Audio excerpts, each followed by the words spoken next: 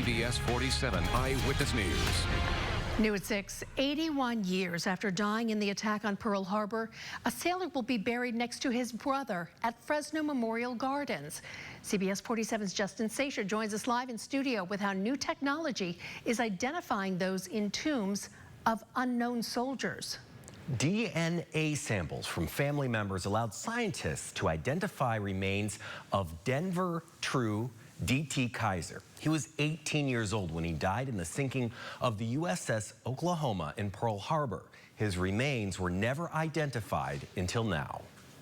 December 7th, 1941, a date which will live in infamy. The surprise attack on Pearl Harbor killed thousands and devastated America's Pacific Fleet. USS Oklahoma sailor Seaman Second Class Denver True D.T. Kaiser was just 18 years old. He had enlisted in the Navy at age 17. His mother, my grandmother, signed permission for him to join at that age.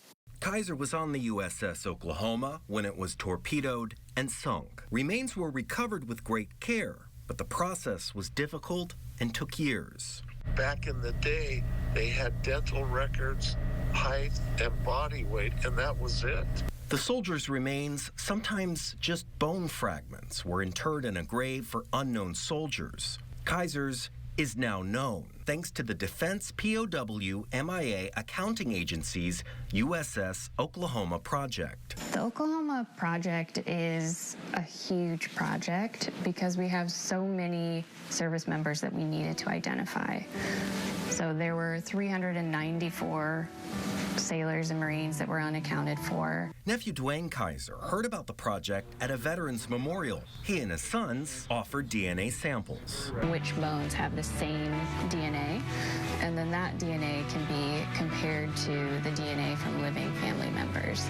Then came the call. The USS Oklahoma project found DT's remains. He'll be buried next to his brother this weekend at Fresno Memorial Gardens. 81 years later, we're having his services.